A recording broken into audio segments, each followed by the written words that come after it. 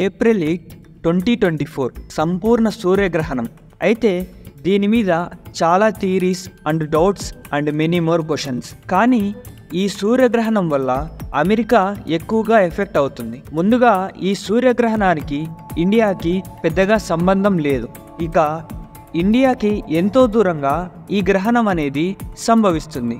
So ఈ గ్రహణం ఇండియాకి వర్తించదు. గ్రహణం అంటే నీడ. అసలు ఏం జరుగుతుంది, ఏం జరగబోతుంది తెలుసుకోవాలి అంటే మీ ఇయర్ ఫోన్స్ని ప్లగిన్ చేసుకుని రెడీ అయిపోండి. మీరు చూస్తున్నారు తెలుగు ఫ్యాక్ట్ డెస్క్ యూట్యూబ్ ఛానల్లోని what if solar eclipse forever. ఇక లేట్ చేయకుండా మన హారిఫైయింగ్ సోలార్ రైడ్ను స్టార్ట్ చేసేద్దాం. చరిత్ర అంతటా మరియు సంస్కృతులలో ఈ గ్రహణం ఒక భయంకరమైన కలవరపరిచే సంఘటనగా వ్యాఖ్యానించబడింది. కానీ ఆలోచించండి, ఒకవేళ ఈ ఎక్లిప్స్ ఎండ్ అవ్వకపోతే అప్పుడు ఈ సినారియో ఎలా ఉంటుందంటే, మనం మాట్లాడుతుంది ఒక టోటల్ సోలార్ ఎక్లిప్స్ గురించి. ఇది కేవలం వెరీ స్పెసిఫిక్ సర్కమ్స్టాన్సెస్లో మాత్రమే జరిగే సంఘటన.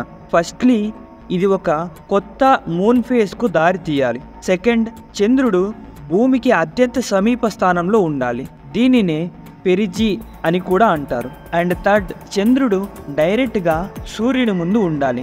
It's like A sunset all the way around. ఈ అరుదైన ప్లానెటరీ అలైన్మెంట్ అకస్మాత్తుగా ఒక సాధారణ సంఘటనగా మారుతుంది. కానీ డోంట్ వరీ, మీరు ఎల్లప్పుడూ చంద్రుని నీడలోనే నివసిస్తారు అనుకోకండి. ఇన్ఫ్యాక్ట్ చంద్రుని నీడ 2 భాగాలుగా విభజించబడింది.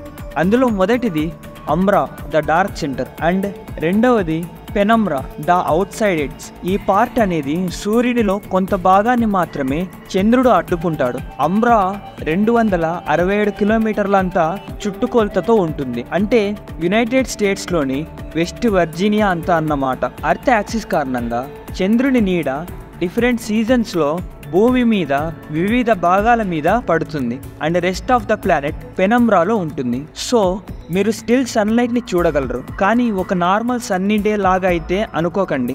మన లైఫ్ కాస్త డిమ్మర్గా సాగుతుంది. అర్త్ మీద ఎగ్జిస్టెన్స్ అనేది కంప్లీట్ డే అండ్ నైట్ చేంజ్తో ముడిపడి ఉంటుంది. ఇక ఈ టోటల్ సోలార్ ఎక్లిప్స్ అనేది ఈ ప్యాటర్న్ అండ్ న్యాచురల్ సైకిల్స్ని కంప్లీట్గా డిస్ట్రాయ్ చేస్తుంది. ఇక అమ్రా ఏరియాలో ఉన్న వారికైతే, అంటే గ్రహణంని ఫేస్ చేసే వారికైతే టెంపరేచర్ 5 degrees సెంటీగ్రేడ్ తగ్గిపోతుంది. అప్పుడు మినిమం ఫ్లక్చువేషన్స్కి కూడా సిగ్నిఫికెంట్ ఇంపాక్ట్ ఉంటుంది. ఇంకా చెప్పాలంటే temperature change and lack of sunshine వల్ల అగ్రికల్చర్కి అంత మంచిది కాదు. సో మనం ఒక కొత్త సిస్టమ్ని అప్గ్రేడ్ చేసుకొని మన పంటలను ఒక కొత్త సైకిల్ ఆఫ్ లైట్ అండ్ డార్క్నెస్లో పండించుకోవాల్సి ఉంటుంది. ఇది సీజనల్ ఎఫెక్టివ్ డిసార్డర్ SADకు దారి తీస్తుంది. ఇది డిప్రెషన్కు సబ్ టైప్ అన్నమాట. దీన్ని సాధారణంగా హయ్యర్ ఆల్టిట్యూడ్స్లో నివసించేవారు పూర్తిగా లాంగ్ వింటర్ మంత్స్ని ఫేస్ చేస్తున్నప్పుడు వారికి సన్లైట్ అందకపోవడం వల్ల వారు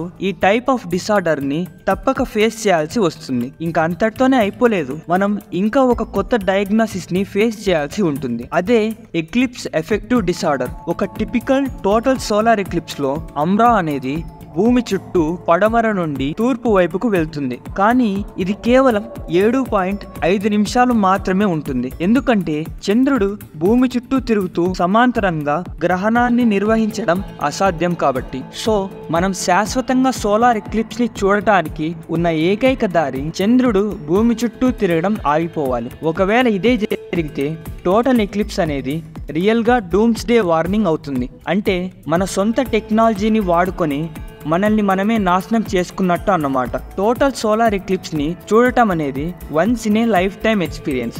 సో ఈ లైఫ్ టైమ్ ఆపర్చునిటీని అలానే ఉండనిద్దాం.